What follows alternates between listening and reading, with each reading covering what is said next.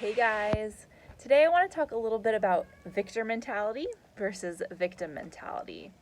I was just watching a video or a replay of a coaching call that I did back in January, and this was the topic that I was speaking on. And it's amazing how far I've come even since that call, which is about 6 months now. I was really stuck in that victim mentality, and don't get me wrong, I still go there. However, I am so much more in that victor. I see the opportunity in even the things that really bother me. And even if I don't see it in the moment, I definitely know that it was a missed opportunity a few minutes later. I say, oh, that was that situation coming up again, and I reacted this way. And then I reframe it. And so I'm still not totally over it, but for living in that mentality for almost 30 years and in a 6-month period that I've been really able to shift it, that was really the beginning of my awareness of it back in January, and now in July, I've really changed. So it's very cool to have watched my progress, and that change can actually happen pretty quickly. Even in our minds, we think 6 months, that's kind of a long time. But if you've lived that way for a couple of decades or almost 3 decades, it's amazing how much inner work can do for us.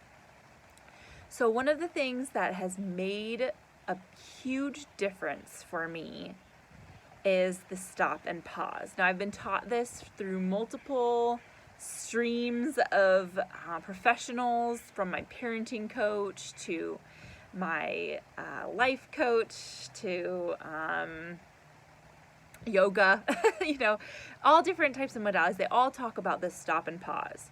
And for a long time, it was really hard for me not to just react, not to just have that thought come into my head. But now I can almost distract that thought and to be able to change it in the moment. So what I like to do is I touch my body if something happens that is startling to me, or I really just don't know how to react. And instead of going straight into a thought, I touch my body and bring it to the body instead of being stuck in my mind. As well as really trying to slow down my breathing. So breathing in through the nose and then out, like breathing out like a straw. So I feel like that really helps just slow everything down, and I don't have those crazy racing thoughts because my mind is somewhere else. It's focusing on what I'm actually feeling, what is actually going on in my body, and I'm able to disrupt this negative cycle in my mind. So those are 2 really good things to do. Another thing to do, I've heard people have rubber bands on their wrists and literally like pulling the rubber band back and slapping them on the wrist, which I could totally see that would disrupt something. I haven't tried that myself. I did wear a rubber band one day, but it wasn't ingrained in me enough. I had already had these tools.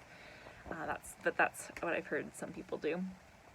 Another good thing to do would just really at the beginning, you're just trying to distract yourself from going into that spin cycle of the limiting beliefs, the stories that we're telling ourselves, or the bullying that we do to ourselves. Like, oh, why did I eat that? I shouldn't have ate that.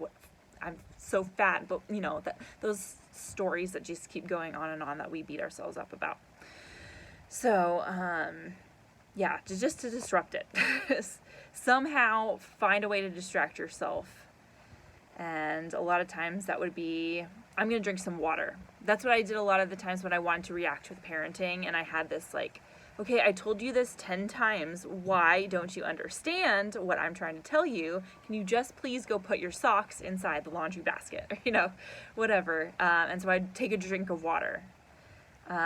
If you have water by you, which usually I carry my water bottle around everywhere because I end up nursing and then I'm stuck. So just figuring out something that works for you. It's going to be different for every person. but just being able to disrupt that cycle of that victim mentality, why me, and finding something else to do with your body in the meantime. Whether it's a crazy dance, I've done that too. Like I feel this thought coming up, it's bubbling, and I'm like, nope, I'm just gonna move, and then usually it's gone. Or making a silly noise. I do that a lot with my daughter.